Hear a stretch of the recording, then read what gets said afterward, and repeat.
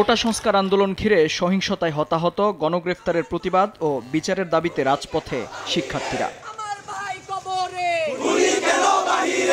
বৈষম্য বিরোধী ছাত্র আন্দোলনের পূর্ব ঘোষিত কর্মসূচি অনুযায়ী সকাল থেকেই বিভিন্ন এলাকা থেকে ঢাকা বিশ্ববিদ্যালয় ও হাইকোর্ট এলাকায় আসতে থাকেন শিক্ষার্থীরা। চলে স্লোগানও।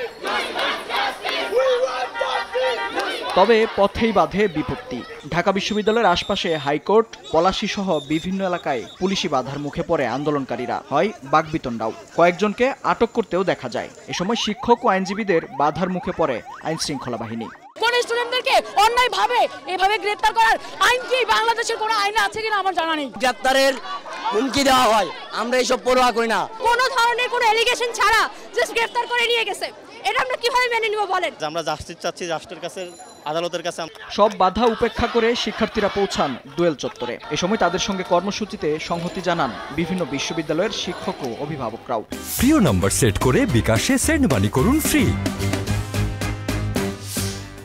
যতদিন পর্যন্ত না এই ন্যায্য আন্দোলন বাস্তবায়ন হবে, রাস্তার পাশে অভিভাবক হিসাবে আমাদের পাবেন। যেহেতু ন্যায়ের পথে, যদি মারা যায় রাস্তার মধ্যেই মারা যাব।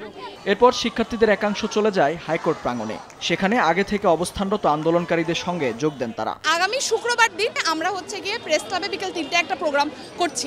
একই দাবিতে রাজধানীর বেশ কয়েকটি বেসরকারি বিশ্ববিদ্যালয়ের সামনে অবস্থান নিয়ে আন্দোলনের সঙ্গে একত্রতা জানান শিক্ষকরাও। এই হত্যাকাণ্ড রাষ্ট্রীয় মদতে হয়েছে, রাষ্ট্রীয় বাহিনীর দ্বারা হয়েছে। এর বিশ্বাসযোগ্য তদন্তের জন্য অবশ্যই বর্তমান পরিস্থিতিতে আন্তর্জাতিক তদন্ত দরকার।